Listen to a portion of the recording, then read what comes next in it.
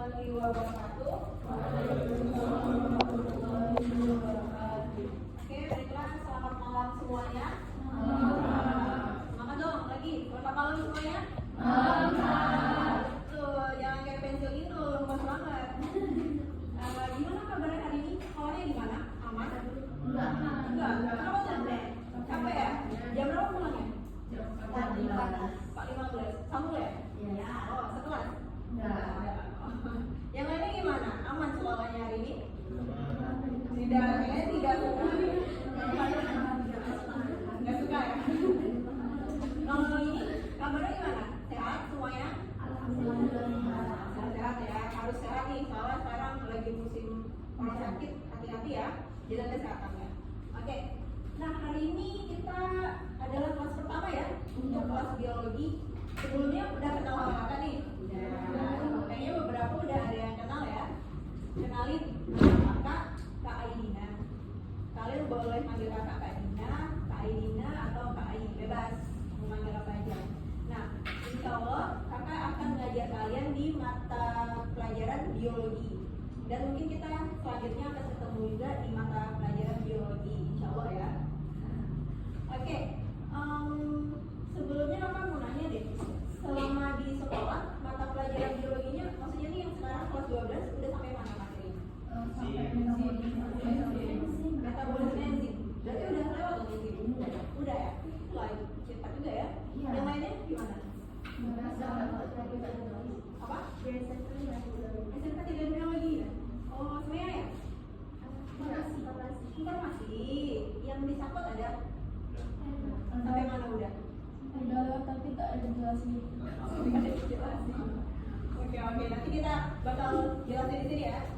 Oke, sebelum mulai ada baiknya kita berdoa dulu menurut kepercayaan masing-masing. Oke, berdoa mulai.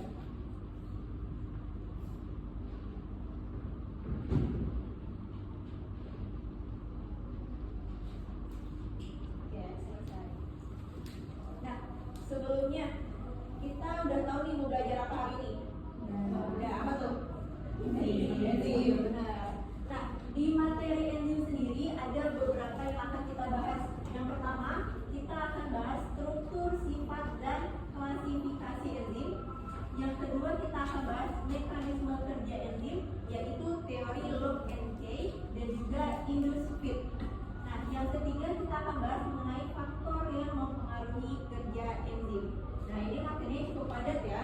Mungkin nanti ada beberapa yang agak kita percepat ataupun kita bahas poin-poinnya aja, mengejar biar ini semua terbahas, terutama buat teman-teman yang belum masuk pelajaran enzim.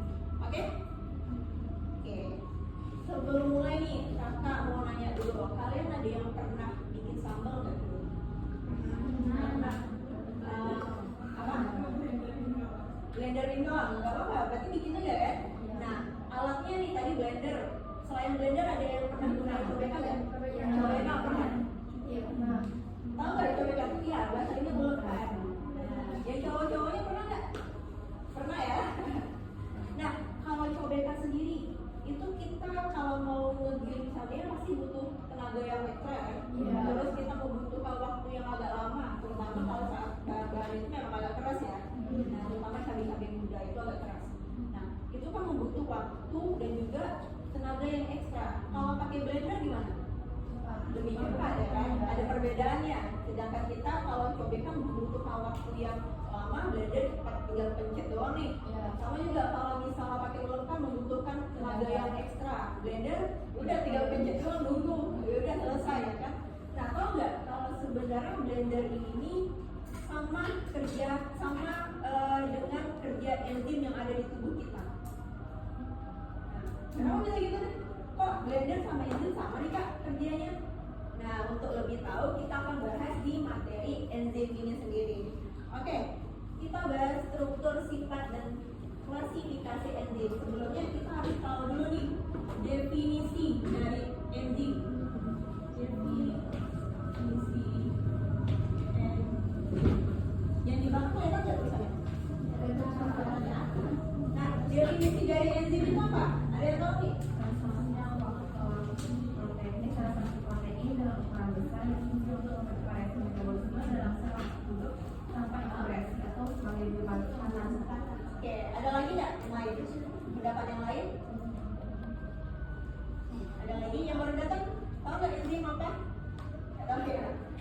tadi, Mary? Salah satu protein dengan ukuran besar yang berfungsi untuk mempercepat reaksi metabolisme dalam sel makhluk hidup tanpa ikut bereaksi atau sebagai biokatalisator. Benar, singkatnya seperti ini. Enzim ini adalah senyawa kimia yang berperan, kita dari dulu ya biar nggak kelihatan, berperan sebagai biokatalisator. Nah, yang harus kita bawahi ini sebagai biokatalisator. Ada dua kata, bio dan katalis. Nah, bio itu apa? Hidup, benar. Bio, hidup. Kalau katalis, mempercepat reaksi. Katalis ini adalah zat ya, zat yang mempercepat reaksi. Oke, jadi kalau digabungin berarti enzim sebagai biokatalisator apa tuh namanya? Untuk mempercepat reaksi Yang ada? dalam tubuh kita, tubuh hidup. Oke, benar ya. Jadi bio tadi kan artinya hidup. Katalis ini adalah zat yang mempercepat reaksi. Enzim ini adalah senyawa kimia. Jadi garis besarnya adalah enzim sebagai biokatalisator adalah senyawa kimia yang berperan untuk mempercepat reaksi kimia di dalam tubuh makhluk hidup. Ini ya, tulis ini deh. Enzim adalah senyawa kimia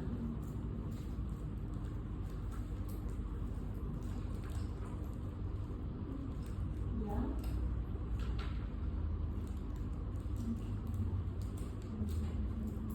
berperan, senyawa kimia yang berperan mempercepat. Kelihatan nggak tulisannya? Kelihatan. Mempercepat reaksi kimia di dalam apa nih? Makhluk hidup.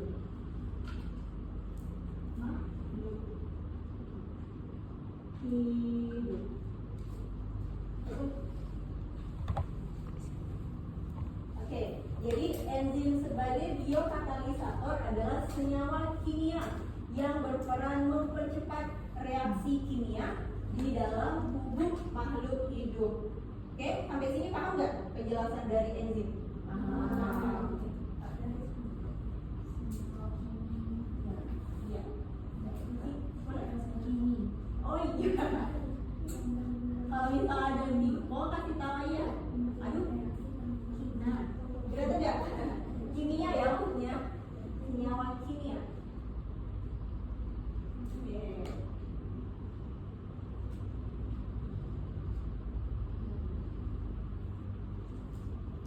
Kita harus tahu dulu nih enzim itu apa. Oke. Sampai di sini paham penjelasan dari definisi enzim? Paham ya? Kita lanjut ke bagian struktur enzim. Struktur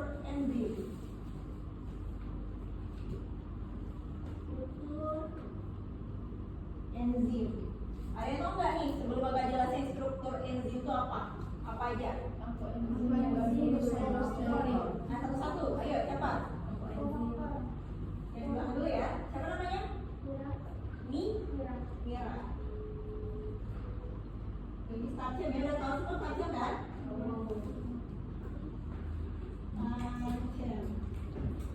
Namanya? Mira. Apa Mira? Kofaktor. Terus ada lagi?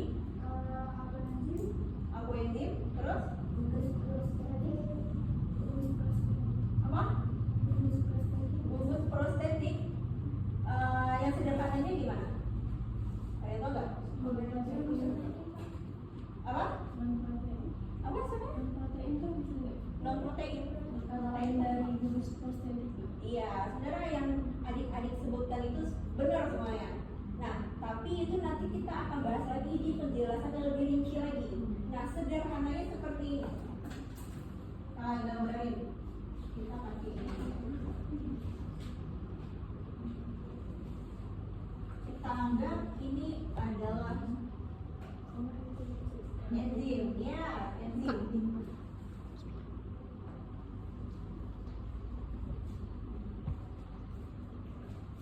Nah, ya.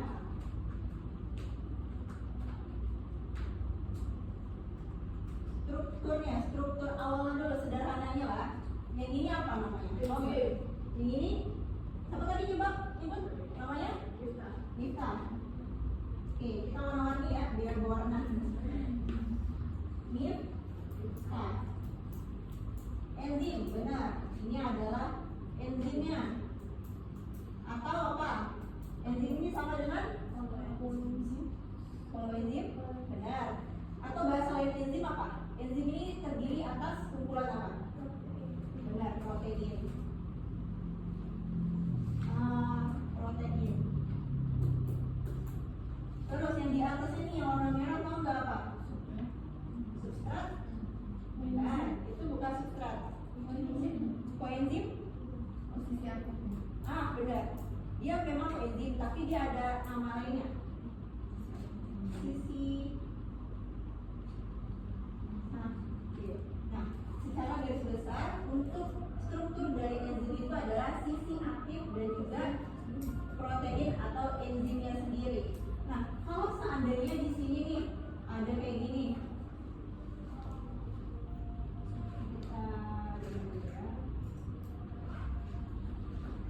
Ini di atas enzim ini apa namanya? Benar, substrat. Substrat. Oke. Tahu nggak nih? Tadi apa? Perinnya? Oke. Tahu nggak pengertian dari masing-masing strukturnya apa? Ada yang tahu nggak? Kalau tahu boleh angkat tangan. Nih kita jabarkan satu-satu dulu. Di mana ya? Di sini dulu ya. Substrat. Nah, substrat ini apa? Ada yang tahu nggak? Siapa namanya? Lena.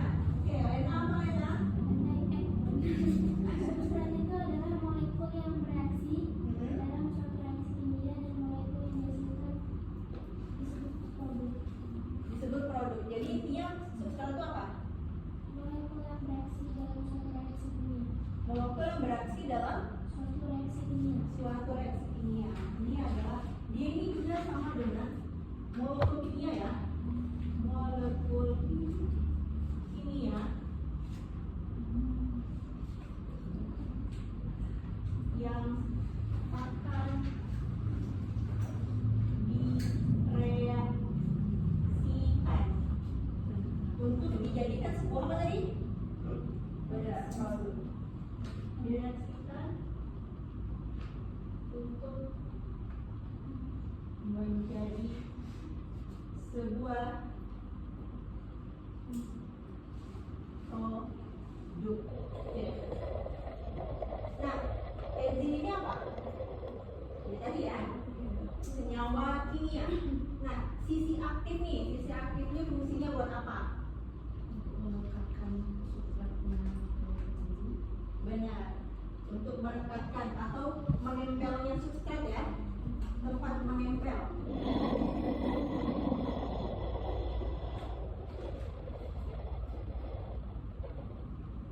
Menempel substrat.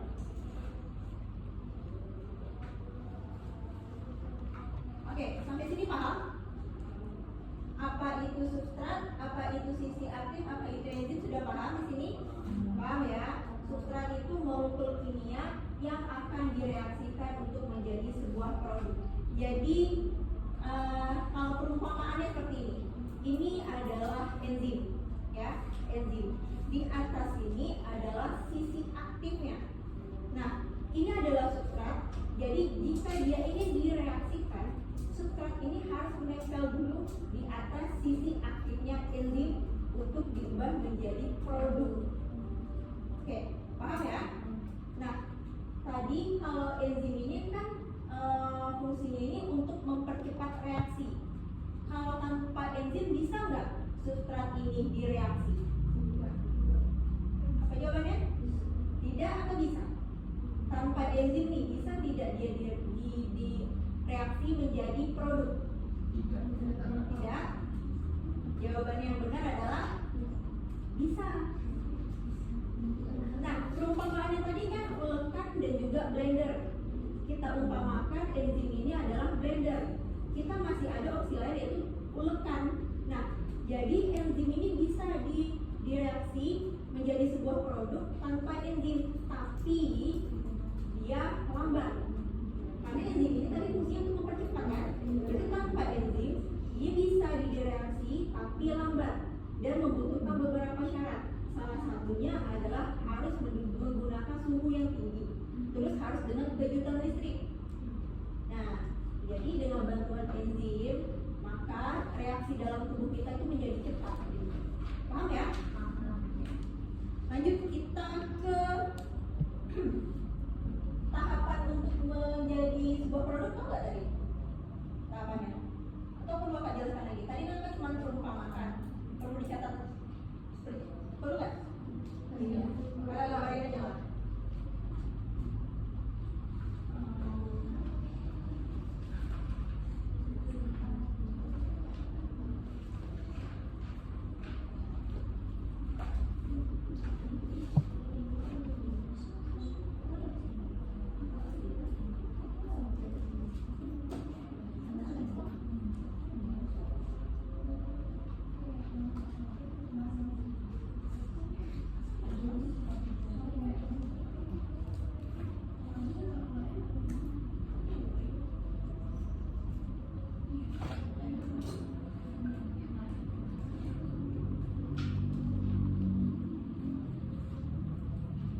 Selalu mentok ke atas ya.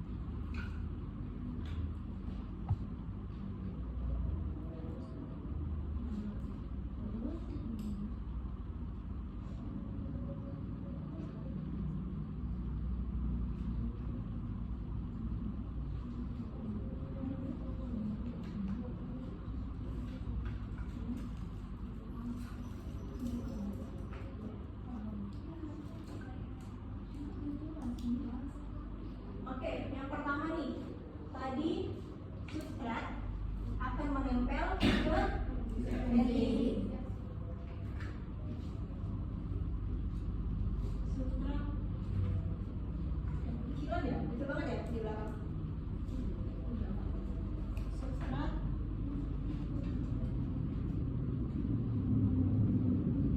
menempel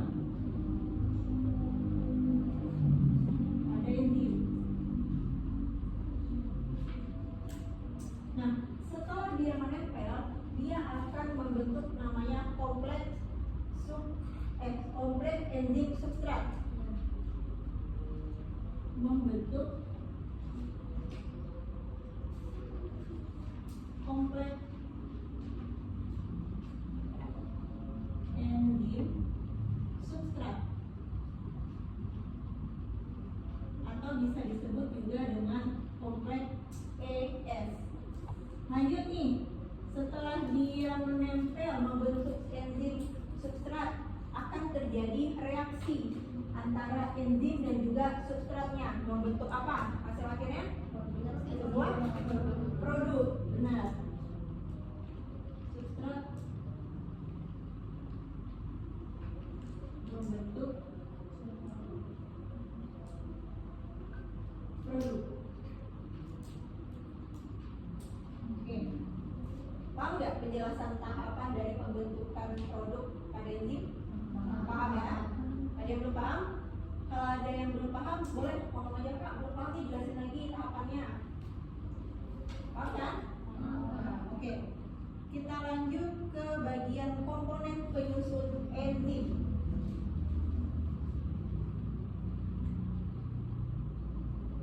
Komponen penyusun Enzim. Komponen penyusun enzim ini ada dua. Ada yang tahu nggak? Namanya siapa? Olin. Olin ya? Ya, olin. Nih, olin apa olin? Ada protein yaitu protein dan ada kofaktor atau bisa dibilang monoprotein. Benar. Nah, itu bagian dari sebenarnya kan enzim ini ada dua bagian. Nah, itu salah satu di bagian ini. Maksudnya tuh komponen nih kakak sebutin. Bener ya tadi? Bener kok yang Olin sebutin. Tapi itu masuk ke salah satu bagian dari komponennya. Penyusun enzim ini sebenarnya ada dua, yaitu enzim sederhana dan juga kompleks. Nah, yang disebutkan Olin tadi, apa aja tadi? Nah, itu termasuk ke kompleks. Benar. Tadi lah kita warna ini. Adil, kompleks dan juga sederhana. Oke, itu masuk ke kompleks. Enzim sederhana. Nah, enzim sederhana ini dia hanya tersusun atas protein. Bentuknya seperti apa? Seperti ini. Dia hanya tersusun atas protein. Mau itu aktif dan bagian bawahnya itu masih bagian dari protein. Jadi tadi tersusun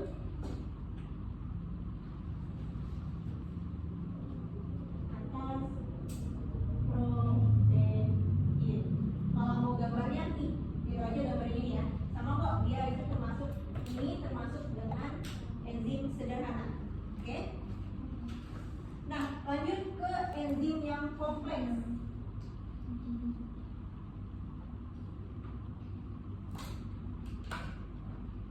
Enzim kompleks.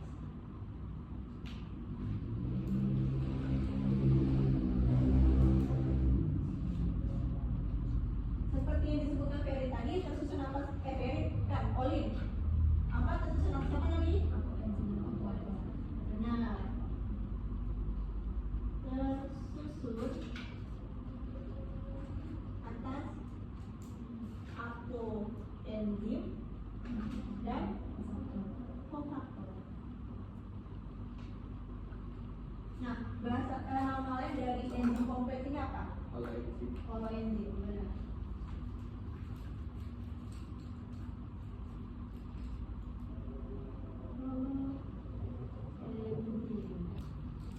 Oke, mari satu ya. Oke, kita gambarkan dulu nih bentuk dari holoenzim.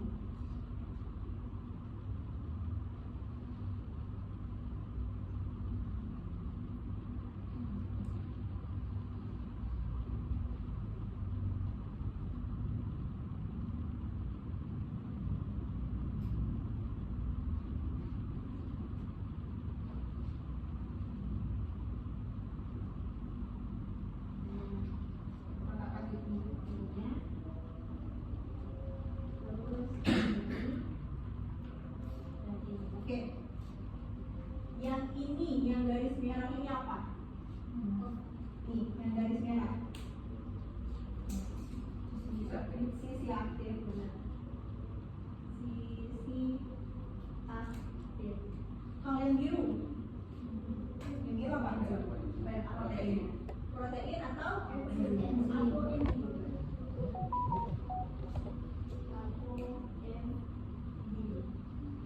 protein ya. Terus ini yang bagian ini kofaktor. Kita warnanya aja lah ya biar kofaktor.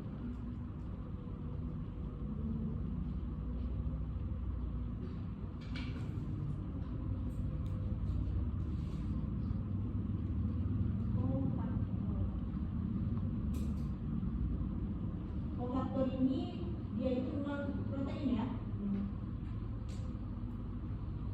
Oke, tahu ya perbedaannya antara kofaktor? Kofaktor itu dia letaknya di sisi aktif dari apoenzim. Nah, dia ini berfungsi untuk melekatkan substrat tadi. Jadi substrat itu nanti akan melekat pada kofaktor. Dia ini masih berikatan dengan apoenzim. Sisi aktif udah tahu kan tadi untuk apa? Untuk melekatkan substrat. Jadi apakah kalau saat kofaktor lepas dari apoenzim, apakah apoenzim ini bisa mereaksi substrat? Bisa atau tidak? Bisa. Jawabannya tidak ya. Dia ini berikatan. Jadi kalau apoenzim tidak ada kofaktor, enzim itu inaktif, artinya tidak aktif atau tidak bisa digunakan. Sama juga kofaktor tanpa apoenzim dia tidak akan aktif, tidak akan terjadi reaksi karena ini saling berikatan. Paham ya? Paham. Mau dicatat dulu? Udah? Berarti berdua itu pakai satu ya? Iya benar. Dia satu paket, satu nggak ada nggak bisa terjadi reaksi.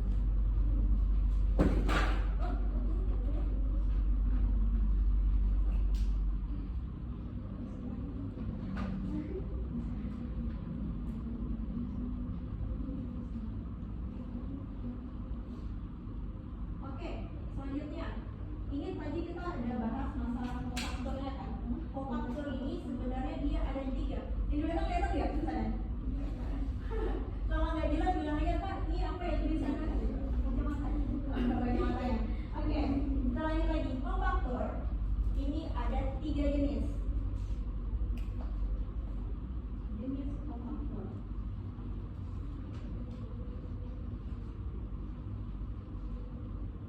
Yang pertama, apa?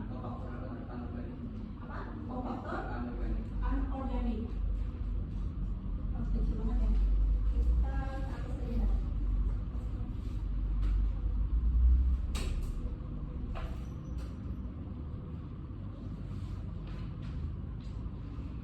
Itu di sini masih bingung ya.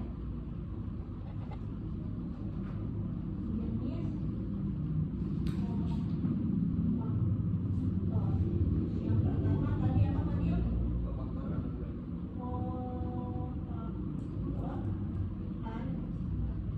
Organik. Oke, yang kedua apa? Koenzim. Yang ketiga? Prostetik.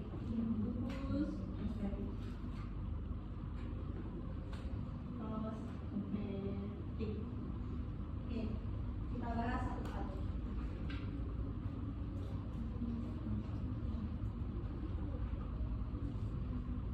Tadi pakai lupa ya? Tadi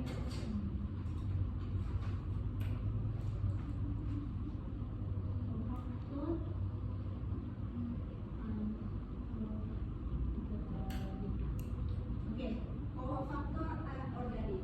Dari bahasanya anorganik berarti dia terdiri atas ion logam anorganik. Terdiri atas logam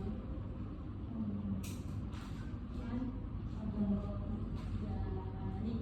Oke, terus dia ini tidak terikat dengan apoenzim, artinya dia ini lemah, mudah lepas. Jadi dia itu tidak permanen pada apoenzim. Tidak terikat kuat. Nah, jadi dia ini mudah lepas ya. Lanjut, yang kedua ada koenzim.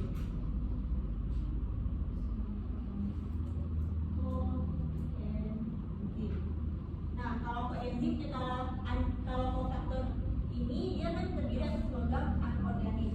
Kalau koenzim ini terdiri atas organik. Senyawa ya. Senyawa organik.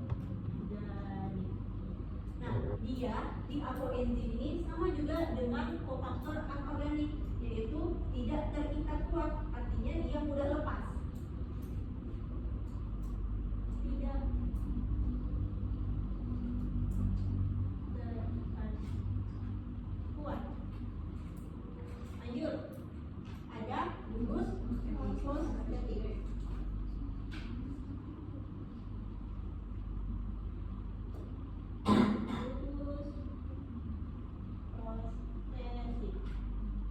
Nah, kalau ini gimana nih nyawanya? Dia terikat kuat dengan Bisa juga itu soalnya. Oke, benar. Ferry dan Fadil.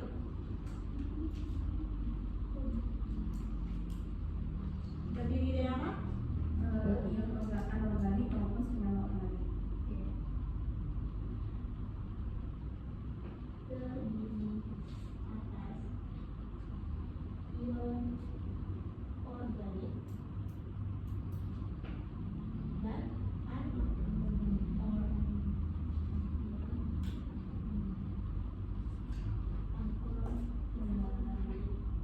Terus Terikat kuat.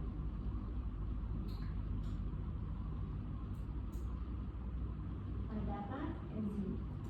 apa enzim ya? Enzim. Oke, jelas ya perbedaannya? Kalau kofaktor anorganik dari bahasanya berarti dia terdiri atas logam organik. Kalau koenzim dia terdiri atas senyawa organik. Berarti dia ini sama-sama tidak terikat kuat, artinya mudah lepas. Sedangkan gugus prostetik ini nyambung. Gugus gugus prostetik adalah kawan dari kofaktor anorganik dan juga koenzim, yaitu terdiri atas ion organik dan anorganik. Keduanya dia punya ya. Terus terikat kuat pada apoenzim. Oke, paham sampai sini? Paham ya? Ya, Di enzim kompleks itu disakitnya di atas kofaktor atau apa ini? di atas kofaktor. Karena dia berikatan dengan apoenzim. Oke, paham kan?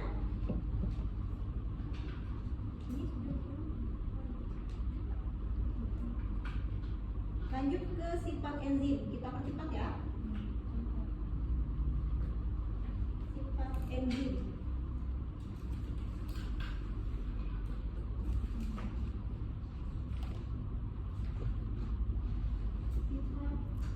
Sifat enzim. Ada yang tahu nggak sifat enzim apa? Yang pertama, cari dulu. Tersusun atas protein. Tersusun atas protein.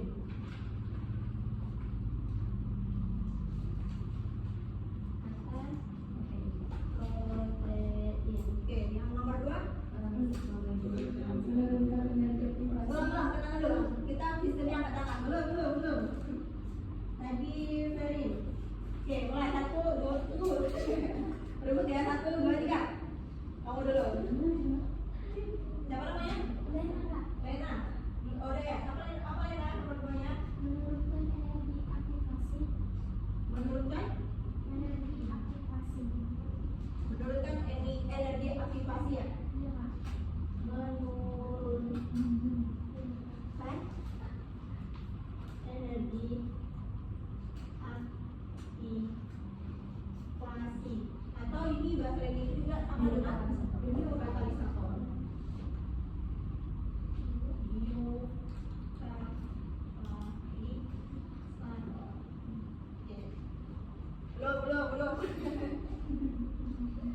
Oke, belum. 1, 2, 3. Beda dulu. Beda sama kamu tadi. Bekerja dengan spesifik. Bekerja Dengan spesifik. Oke. Secara spesifik. bekerja dengan spesifik. Oke, belum. 1, nomor 4 ya. 1, 2, 3. Kamu Dapat digunakan berulang kali. dapat digunakan berulang kali. Tadi kan udah tambah ya? Belum ya? Belum. Apa tadi? Nama kamu siapa? Jadi apa ya?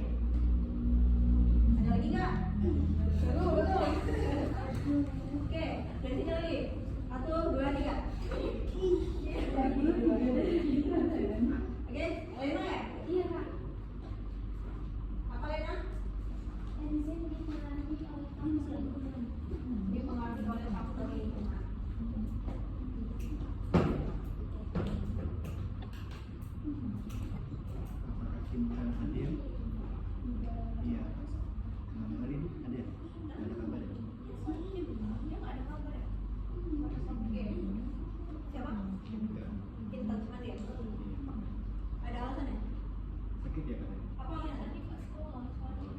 Sakit. Oke, tersusun atas protein ada lagi nggak? Ada lagi. Ada lagi. Ada lagi satu. Kerjanya pulang balik ada belum? Belum ya?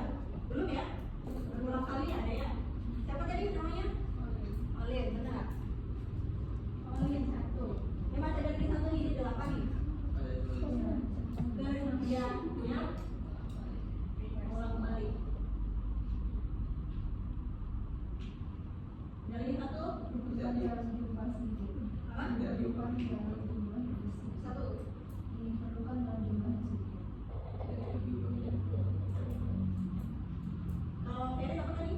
Diperlukan dalam jumlah yang sedikit. Diperlukan Dalam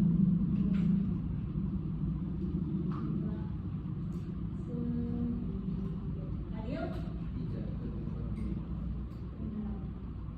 tidak ikut diubah dalam bentuk Tidak produk. menjadi Produk. produk.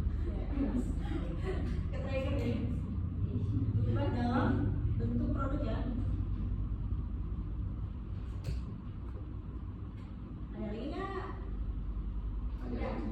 Tapi sebenarnya kalau di dalam buku sebenarnya yang dipengaruhi faktor lingkungan itu juga masih dalam buku, tapi masih Sebenarnya ini masuk tidak?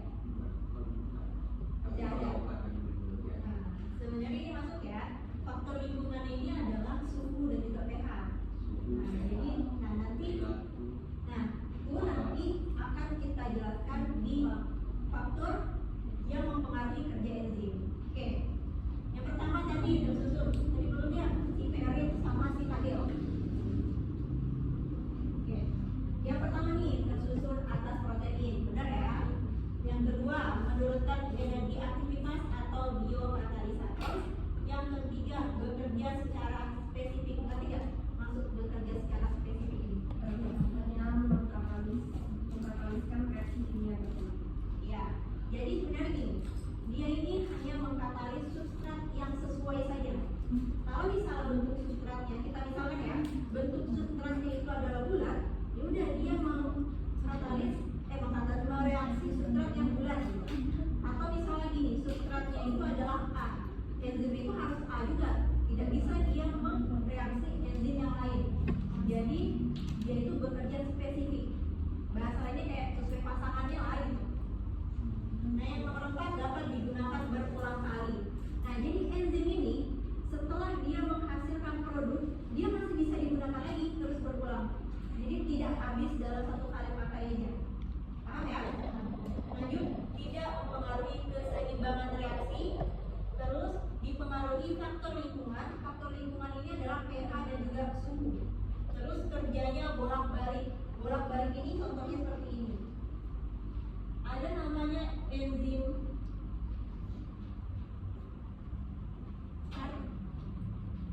karbonatan hidrase. Dia ini membuat dia mengubah CO2 menjadi HCO3. Nah, terus dia ini juga bisa mengubah HCO3 menjadi CO2. Jadi substratnya contohnya seperti ini. Enzim karbonatan hidrase, contohnya ini ya, dia ingin membuat HCO2 dari CO2. Dia mengubah CO2 menjadi HCO3. Terus dia ini juga ada substrat HCO3 ingin diubah ke CO2. Jadi bisa secara bolak-balik. Paham nggak maksudnya? Paham ya? Paham yang saya jelaskan? Ada yang belum paham? Ini kita umpamakan ini adalah enzim karbonatan hidrase. Nah, enzim karbonatan hidrase ini mampu mengubah CO2 menjadi HCO3. Kita anggap ini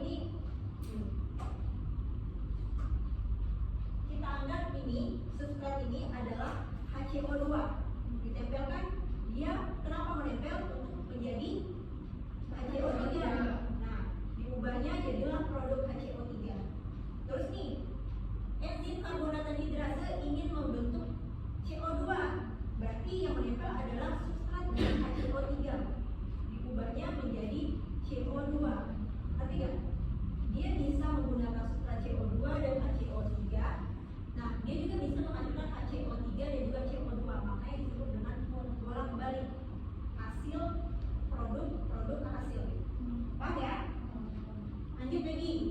Diperlukan dalam jumlah yang sedikit, dan yang terakhir tidak ikut diubah dalam bentuk produk. Jadi dia membentuk produk, tapi enzim ini tetap dalam bentuk enzim. Jadi tidak ikut berubah menjadi produk juga. Oh ya, paham ya? Oke. Berarti ini sudah paham. Lanjut ke klasifikasi enzim. Nah, klasifikasi enzim ini berdasarkan tempatnya ada dua. Klasifikasi enzim ini ada dua. Yang pertama intraseluler, enzim intraseluler, intraseluler dan juga enzim ekstra. Enzim ekstraseluler.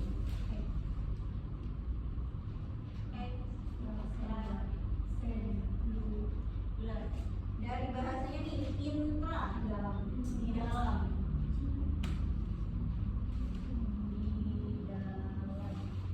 ekstra di luar. Oke, selanjutnya Pak. Klasifikasi enzim ada dua, yaitu enzim intraseluler dan enzim ekstraseluler.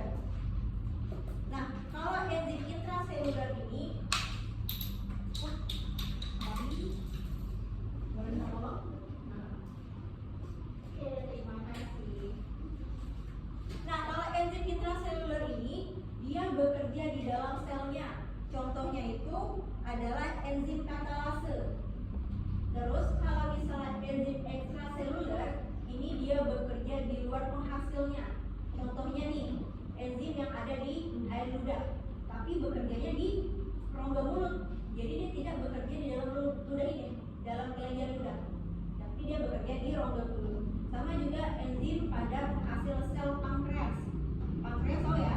Nah, tapi dia bekerja nggak di pankreas, bekerjanya di usus halus. Makanya disebut di luar penghasilnya. Paham ya sini? Oke, kita udah belajar dari definisi, struktur, terus ada komponen, lagi sifat-sifat dan juga klasifikasi. Sampai di sini ada yang bertanya? Paham ya? contoh enzim intraseluler itu apa? Intra itu katalase, jadi dia bekerja, contohnya nih, kita contohkan air liur misalnya nih. Contoh ya, kalau dia intra berarti dia tetap bekerja di bagian kelenjar air liur. Jadi dia tidak bekerja di luar dari situ. Kalau yang ekstra tadi kan pankreas nih. Pankreas dia bekerja untuk membentuk sel pankreas, tapi fungsinya itu bekerjanya di usus halus. Jadi kalau yang intra di seputar itu ya. Kalau misalnya di air liur ya udah di dalam air liur itu dia bekerja. Paham ya? Contohnya itu enzim katalase. Oke, ini sudah berarti ya? Oke, adalah udah jam kita.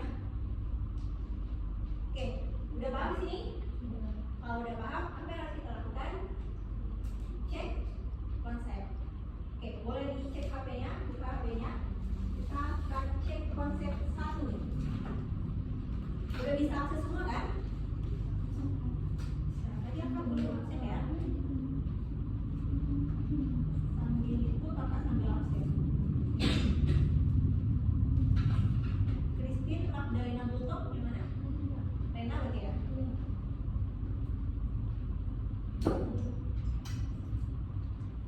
Oke. Dea. Dea ya. Shiva. Iya kak. Ferin hadir. Siapa Natuzana? Siapa ya? Bisa tahu ya kakak. Jawabannya panggilan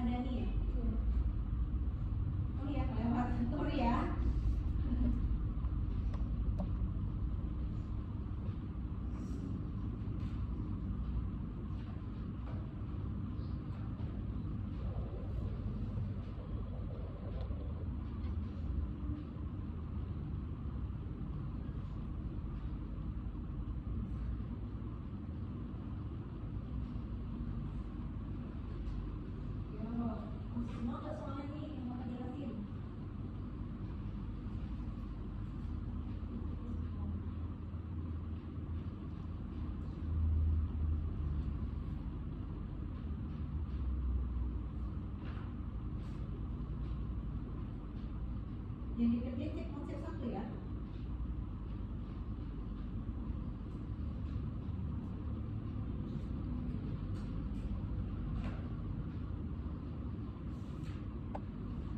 Ini mulai bagus, udah dicatat nggak?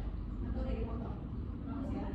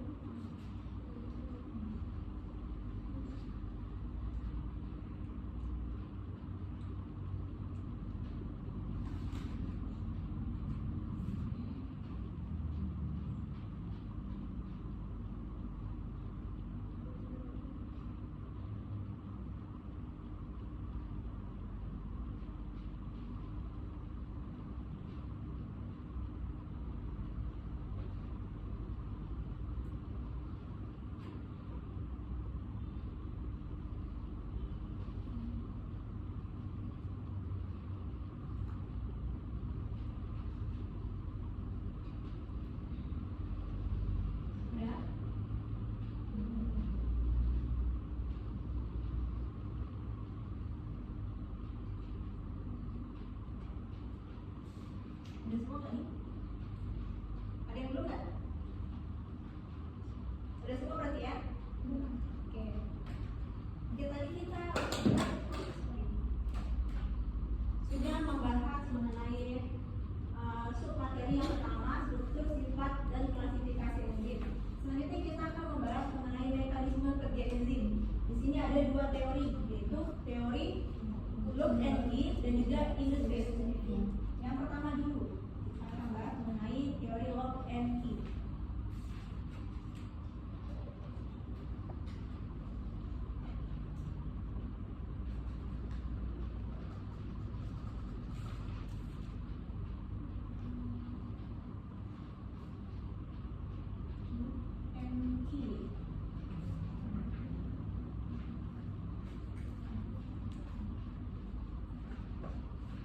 Nah, dari bahasanya look itu artinya look kunci. Kalau key kunci. Berarti tahu sistem kerja gembok dan kunci nggak? Gimana? Gitu ya.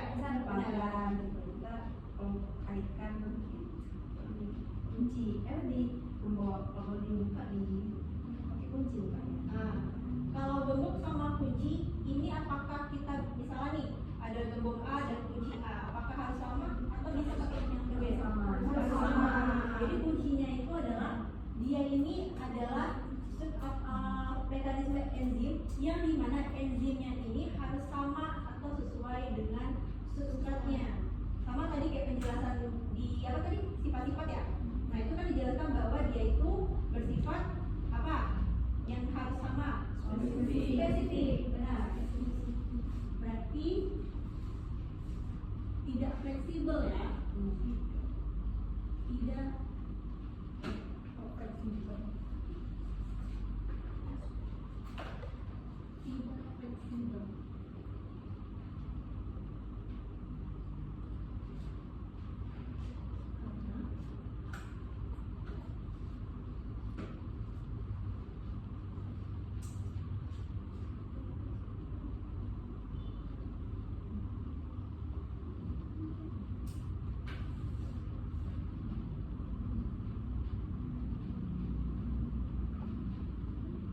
Nah, contohnya kayak tadi nih. Sederhananya seperti ini lah.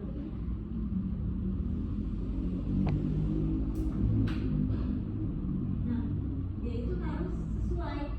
Tidak bisa kalau enzimnya itu bentuknya seperti ini. Karena dia tidak sesuai dengan bentuk enzimnya. Peta masuk ke lengkung mata tidak bisa. Makanya kita istilahkan seperti ini. Dia harus sesuai. Kunci dan gembok itu kan harus sesuai lubangnya. Kalau lubang kunci itu bulat, berarti ya gembok itu bulat, berarti kuncinya lubangnya harus bulat juga bentuknya. Tidak bisa bentuknya peta. Paham ya dari teori Lock and Key ini? Paham nggak? Lanjut yang kedua. Induced.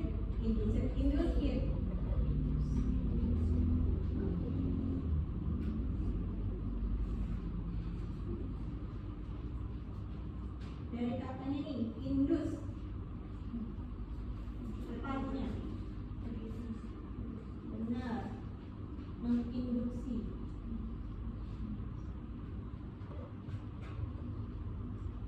Terus Bit?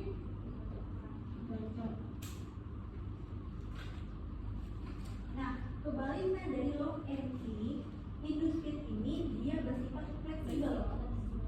Ada yang ngerti nggak maksud fleksibel di sini apa? Induced ini. menyesuaikan bentuk dari itunya. Dari apa? Dari Dari substratnya, benar. Jadi induced ini dia menyesuaikan dengan bentuk substratnya. Berarti apa aja cocok? Cocok atau tidak? Substrat apa aja cocok atau tidak? Tidak. Tergantung dengan kesesuaian substratnya. Maksudnya tuh gini. Kalau enzim A harus berpasangan dengan substrat A. Jadi dia ada substrat yang memang khusus untuk enzim itu. Seandainya ada enzim A dan substrat B, ini kalau disatukan, walaupun bentuknya sama, kalau dia tidak sesuai, tidak cocok, tidak bisa bersatu. dia ini mau dia seagama, kalau dia nggak sepemikiran nggak bisa masuk gitu. Nah, jadi harus cocok dulu nih, harus klop dulu walaupun bentuknya sama gitu. Berarti dia ini bersifat fleksibel ya.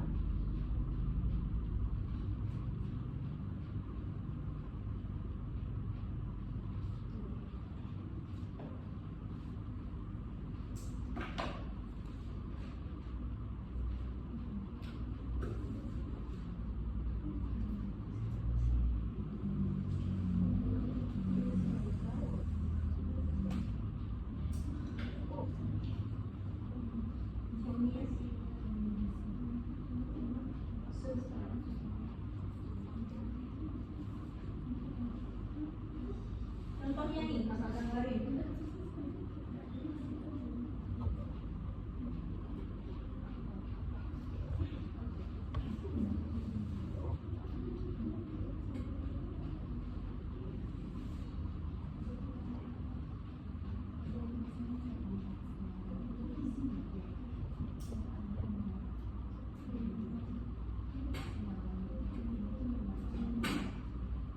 Nah, seperti ini contohnya. Ini adalah enzimnya dan ini adalah substratnya. Sisi aktif dari enzim ini berbeda kan dengan substratnya? Beda. Karena dia ini adalah industri, maka nanti dari apa? Meleot.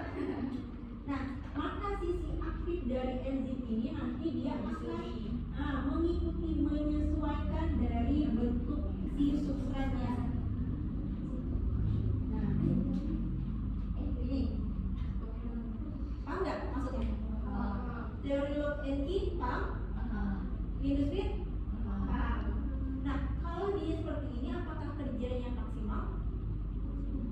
Ini dari awalnya bentuknya ini berubah jadi seperti ini, apakah kerjanya maksimal? Maksimal, tetap maksimal, karena dia menyesuaikan dari bentuk ini, bentuknya kerjanya itu tetap maksimal, walaupun bentuk awalnya berubah menjadi seperti ini. Syaratnya tadi apa? Harus sesuai dulu substrat dan juga enzimnya. Kalau tidak sesuai, tidak bisa. Walaupun bentuknya seperti ini, tidak bisa. Jadi harus sesuai dulu. Paham ya? Paham. Oke, berarti mekanisme kerja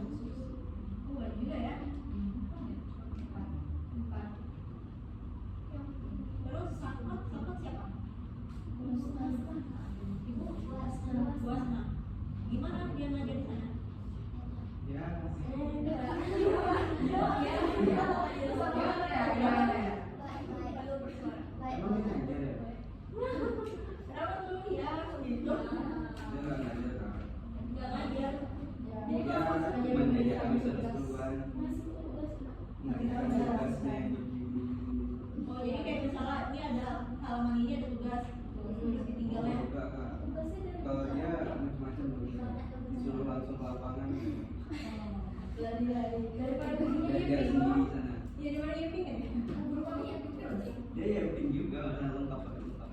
Berarti YP sekaligus banyak tugas. Kami Tiap masuk salam langsung tugas. Tapi dulu biologi enak. enak. Tapi betul lain dapat itu yang tadi ya. Iya, dia tahu betul-betul. 3 tahun Pak. 3 tadi kan di 3 tahun. Oh. Kamu yang di belakang dari apa? Sambut ya? Kamu apa di sekolah nggak? Apa? 3 tahun. Sama sekolah sama dia? Oh beda. Biasa kalau dulu gitu udah berubah kayak di mana salah apa ini dulu. Kebetulan kami belum masuk pensiun dia sih, Kak. Maksudnya kalau berubah nggak ada pensiunnya kan? Tapi ini kayaknya betah aja kalian ya. Enggak juga. Padahal dia bilang pas kelas 11 tapi belajar kelas 12 tidak ada kelas kelas sekarang ada. Udah tua berarti ya. Tidak ada. Sepuh, Kak. Berarti udah pensiun nggak? Setelah lulus tuh udah tidak pensiun juga. Mana lah ya?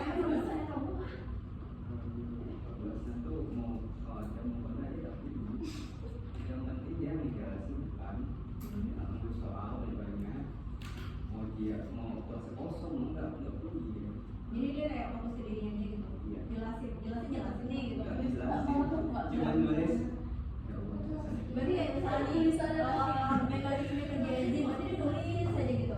Iya. Mau kelas itu pelari, mau kelas itu kebakaran dia juga bisa juga. Oke, ya udah lah. Yang penting jangan soal kami ngerjain nilai dia aja. Sangat simpel saja sama dia tuh. Yang penting dia soal. Oh. Ini Pak, misalnya kumpulan tugas, dia nggak peduli itu betul kan salah atau kita tuliskan keluarga juga dia nggak peduli. Karena ini parahnya. Oh, berarti nggak tahu nih. Itu masalahnya itu. Ya, yang penting di dalam buku ada tulisan. Iya. Udah berarti Oh itu ngerjain. karangan dia tak peduli. Bayangin 3 tahun kemudian. Berarti kalian belajar mandiri lah ya di buku. Jadi ada yang langsung nggak sama ini di otak pelajarannya? Ini enggak. Lebih nggak enaknya lagi soal ujian bukan jadi buat. Jadi ujian kami susah. Iya lagi. Kalau ujian tuh sistemnya gini. Kakak biasanya cari soal kakak kelas sebelumnya. Dia tuh soal itu kayaknya enggak ya?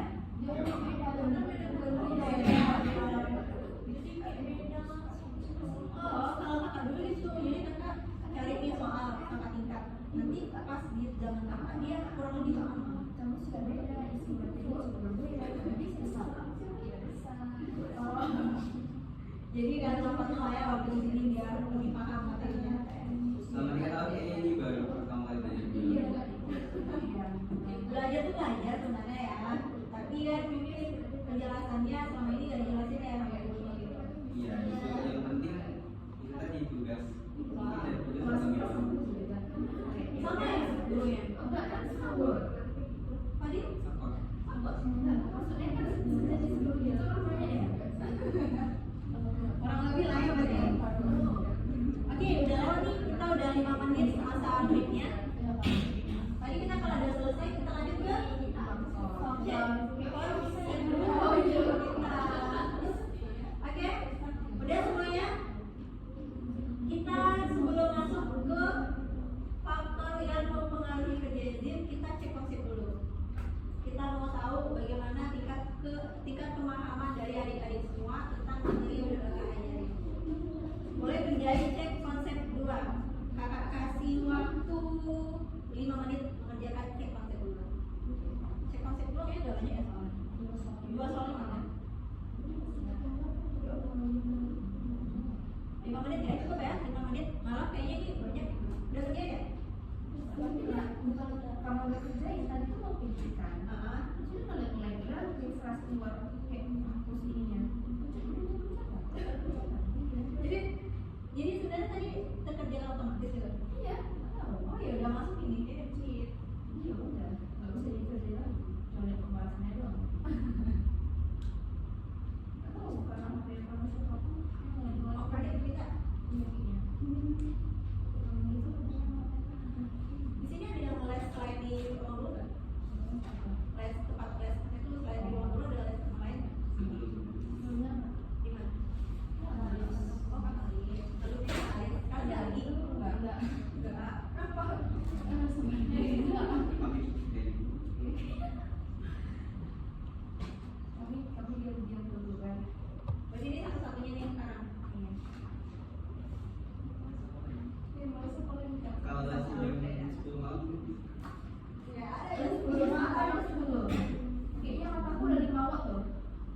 ini kalau jam-jam segini ini mungkin udah ada sebagian yang ngantuk kali ya. Semalam langsung tidur. Iya, tapi kalau pas di sekolah tidur karena jam bolos, jadi tidur dulu sampai pulang. Mungkin maksudnya jam ini ya, jam setengah 8.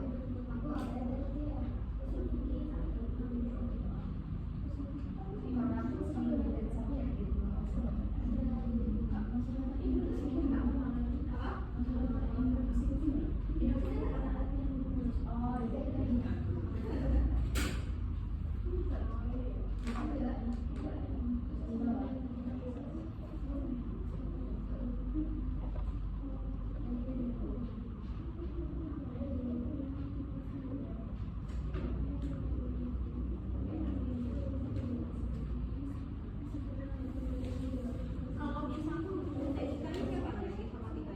Udah sih, itu udah beres. Udah istilahnya itu udah beres juga. Baru ya, mana ya? Ketiga saat. ASN ada ya? Pak Denny. Udah ASN udah.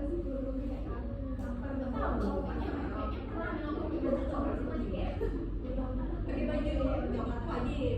Pakai baju biru itu nggak? Baju biru. Nggak tahu ya.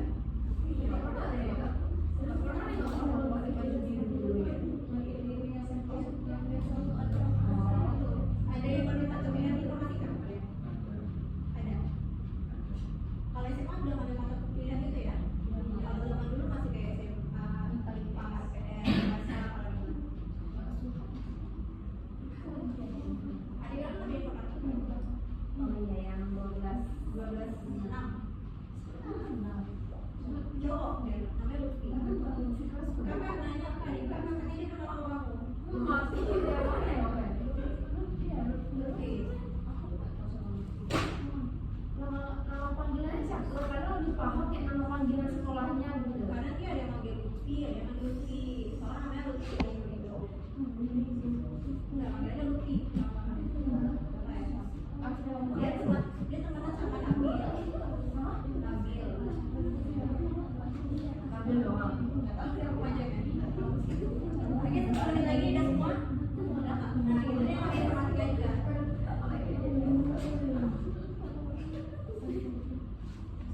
1 menit lagi.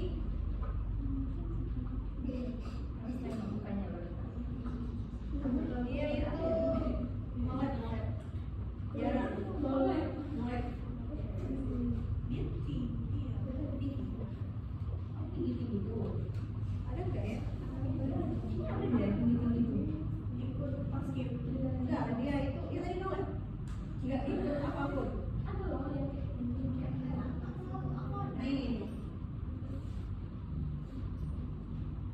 Nah, itu maksudku.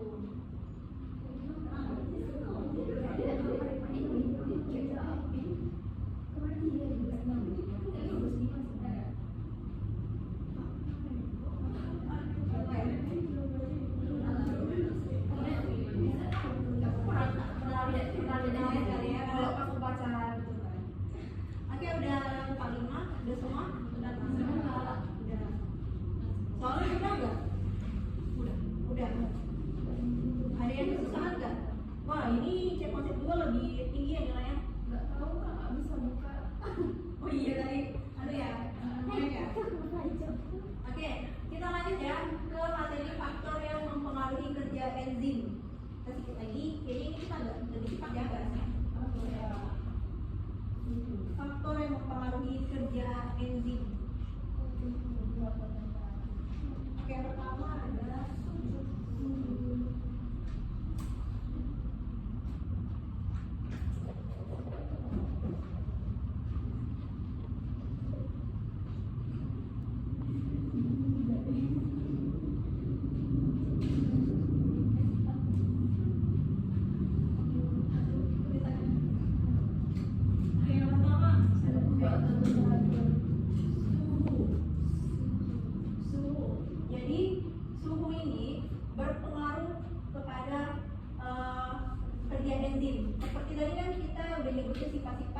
dari enzim.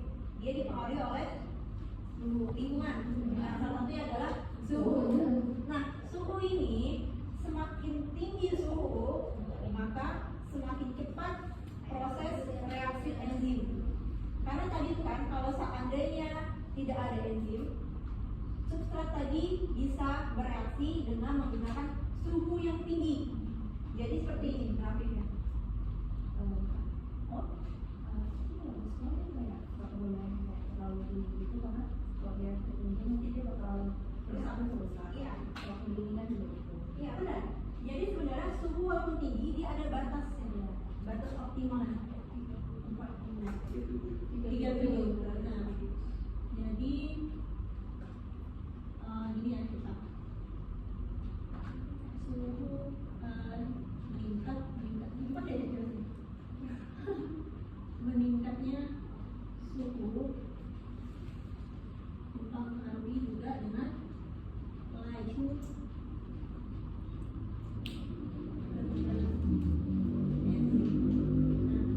jadi meningkatnya suhu dapat mempengaruhi meningkatnya juga laju kerja enzim. Karena enzim ini biar dia terreaksi harus menggunakan suhu yang tinggi. Suhu yang tinggi ini tidak semesti tinggi terus, tapi ada suhu optimalnya. Optimal. Yaitu berapa? 37 derajat Celcius. Nah, makanya kita harus menjaga suhu kita ini biar tetap stabil. Karena kenapa? Biar kerja enzim kita ini maksimal. Kalau misalnya suhunya ketinggian nih lebih dari 37 semisal 40, yang terjadi enzim ini akan rusak. Jadi dia akan merubah bentuk enzim. Kalau dia udah berubah, enzim ini tidak bisa digunakan lagi. Kalau misalnya suhunya rendah, kerja enzimnya tidak maksimal juga. Paham nggak? Jadi grafiknya seperti ini. Misalnya ini adalah laju. Nggak bisa tuh aku bisa pilih.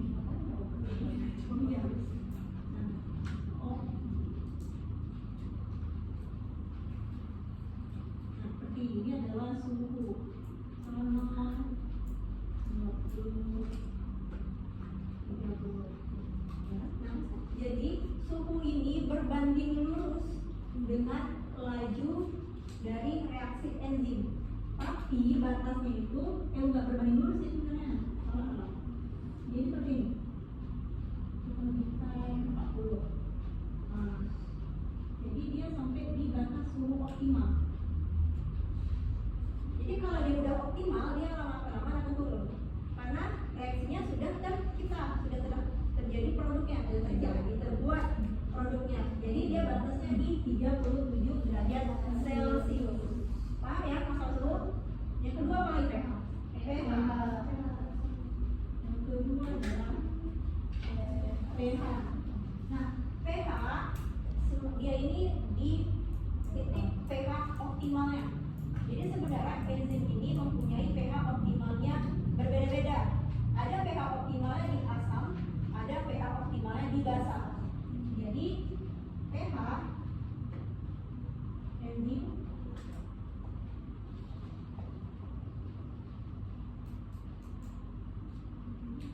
pH optimal masing-masing.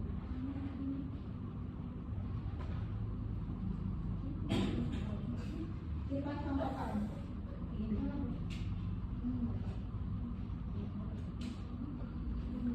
Kalau pH rendah itu asam atau basa? Asam. pH netral di berapa? 7.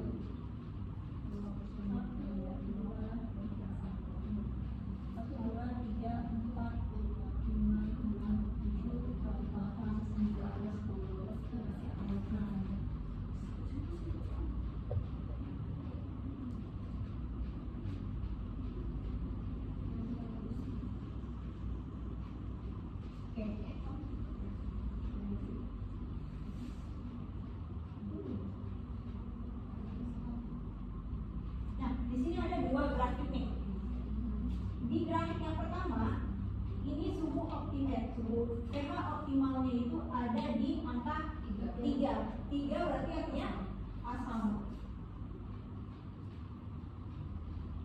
Nah, sedangkan ini ada di grafik 0,5 ya, berarti jadi setiap enzim memiliki pH-nya masing-masing. Tergantung enzim ini pH-nya di basa atau di asam. Contohnya ini adalah enzim peksin. Peksin ini letaknya di lambung.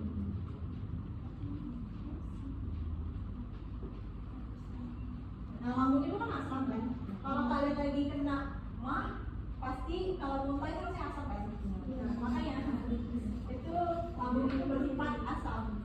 Terus ini contohnya itu adalah tripsin.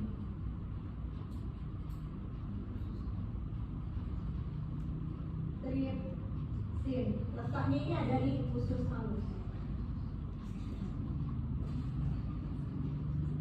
Nah, kalau dibalik nih, tripsin ke asam, peksin di basa, apakah kerjanya optimal? Tidak, karena dia memiliki pH yang berbeda-beda. Nah, di sini paham?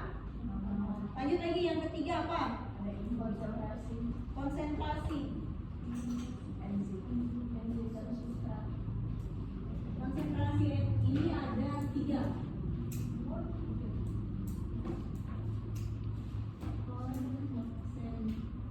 Konsentrasi enzim. Yang pertama, konsentrasi apa? Substrat.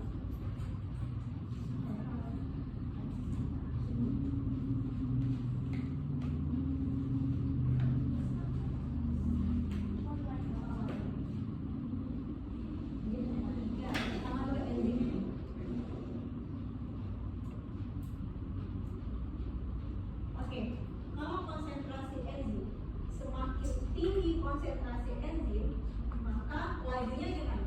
Semakin cepat. Semakin tinggi konsentrasi enzim, maka semakin tinggi juga laju reaksi.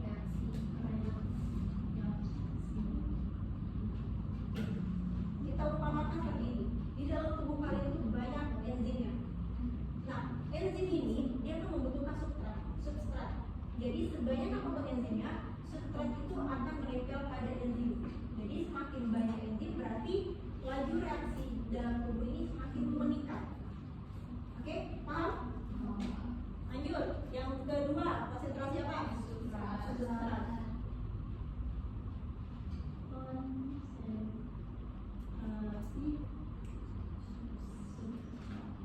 Masih ingat sekarang apa itu substrat tadi? Nah, ini juga sama. Semakin tinggi, ini nggak sama sebenarnya. Dia memang meningkat, tapi di grafiknya itu ada titik jenuhnya. Seperti ini.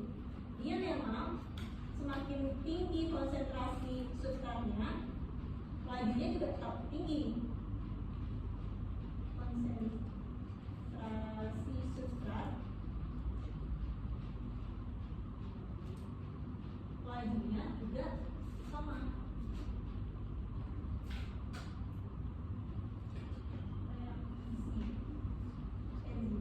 Ya. Nah, gini, substrat itu kan membutuhkan enzim untuk bereaksi. Kalau substratnya banyak, enzim yang tidak ada, maka apa? Tidak akan terjadi reaksi kan? Jadi mau sebanyak apapun substratnya, kalau enzimnya sudah stuck di, kita misalkan stuck di 50, substratnya itu 100, dia tetap akan meningkat, tapi ada masa jenuhnya. Jadi kalau kita grafikkan seperti ini, nah nanti grafiknya akan seperti ini. Ya udah, dia stop di situ aja. Dia memang meningkat, tapi dia ada masa jenuhnya. Jadi tidak ada lagi pertambahan reaksi. Paham nggak maksudnya di sini? Paham? Kalian apa bulan? Paham nggak? Maksud apa? Coba ulang. Nah jadi gini, substrat itu kan membutuhkan enzim untuk bereaksi. Nah kalau tadi kan kalau enzim mau sebanyak apapun substratnya, mau sebanyak apapun enzimnya, substrat ini akan selalu ada. Jadi laju reaksi itu akan meningkat.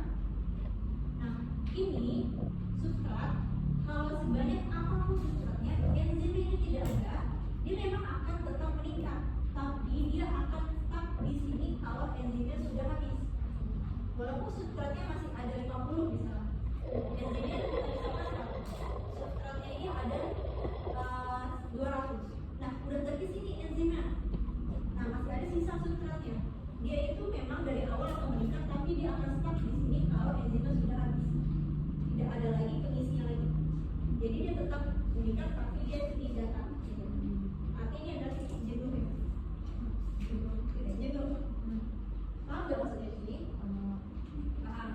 Yang selanjutnya, terakhir konsentrasi apa?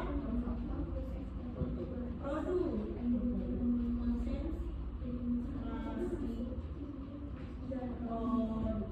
Nah, kalau ini berbanding terbalik dengan ini.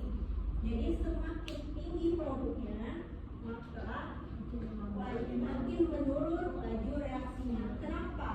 Produk ini nanti dia akan menjadi penghambat dari laju reaksi. Nah, ini disebut juga dengan inhibitor. Inhibitor non kompetitif. Nanti kita akan belajar ini di sini. Di masalah faktor yang mempengaruhi enzim mengenai inhibitor dan juga aktivator. Jadi, tadi ini berbanding terbalik berarti semakin tinggi konsentrasi produk,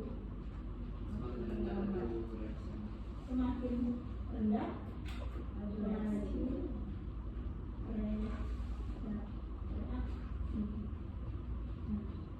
ini paham nggak? Kayaknya kalau lebih paham kalau saat kita menjelaskan mengenai aktivator dan juga inhibitor nanti. Jadi kenapa dia turun? Produk ini kalau kebanyakan dia ini akan mengganggu kerja dari enzim. Dia nanti akan menempel pada bagian protein enzim, mempengaruhi laju dari laju dari reaksinya.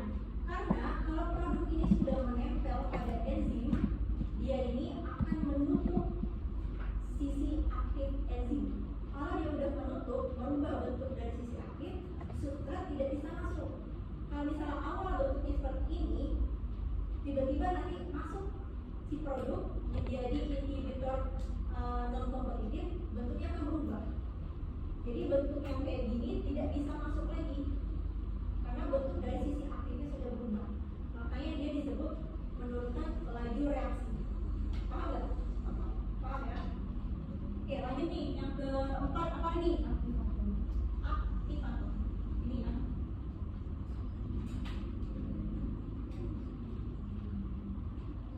Nah, dari katanya yaitu aktif, mengaktifkan. Terus dia ini juga mendorong, menstimulasi.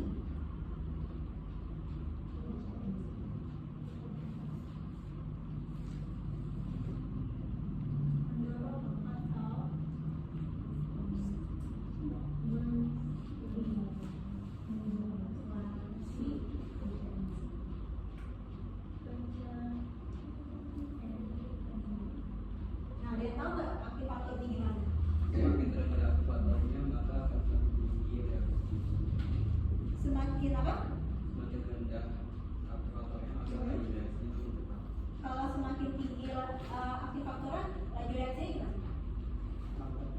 Semakin tinggi. Kalau semakin tinggi nih jumlah aktivatornya, berarti lajunya gimana? Salah ya sebenarnya.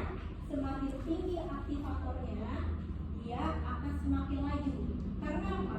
Aktivator ini adalah yang membantu kerja enzim. Contohnya kakak gambarkan.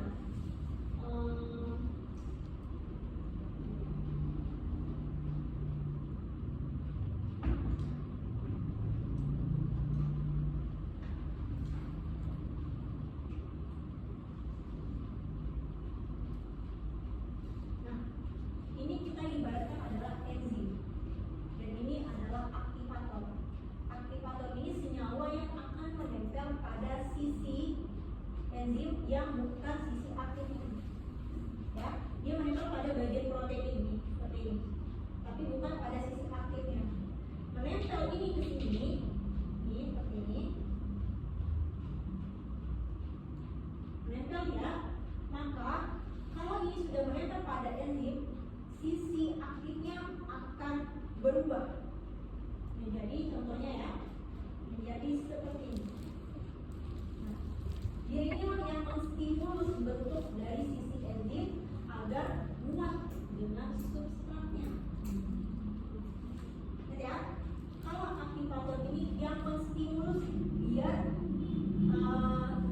kerja enzim ini maksimal. Dari awal bentuknya seperti ini akan berubah menjadi seperti ini karena dia membantu substrat ini bisa masuk ke dalam enzim. Paham nggak di sini? Paham. Lanjutnya selain aktivator ada lagi inhibitor.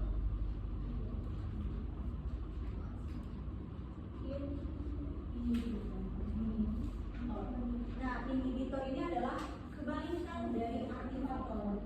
Berarti dia apa? Menghambat. Nah, menghambat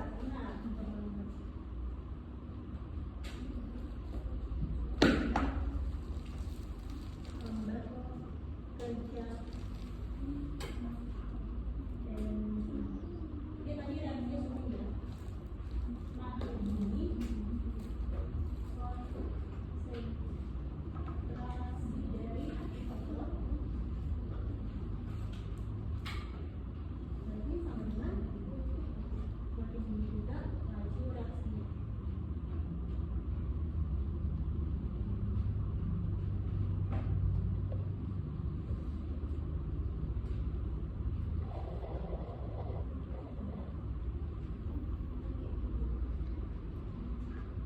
Nah, inhibitor ini adalah kebalikan dari aktivator, yaitu menghambat kerja enzim. Berarti dia jahat ya, kalau bahasa kita jahat ya. Nah, mengganggu kerja dari si enzim. Nah, kalau inhibitor ini dibagi menjadi dua, yaitu kompetitif dan juga non kompetitif. Inhibitor kompetitif dan juga inhibitor non kompetitif.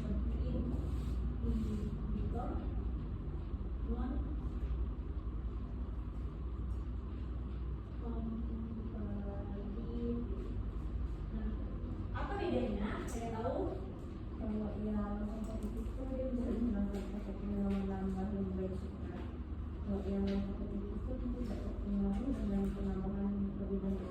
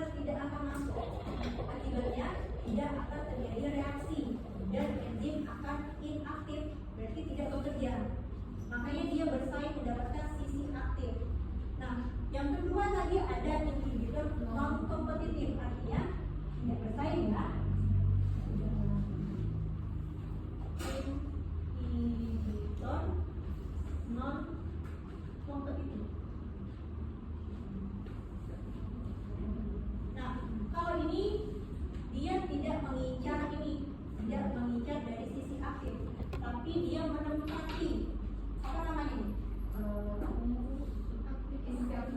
Sisi yang bukan dari sisi aktifnya.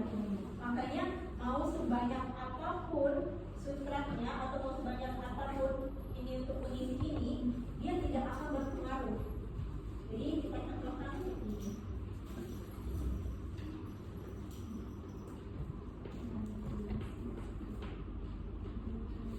Kenapa dia tidak berkompetitif? Karena dia memiliki fungsinya letaknya masing-masing.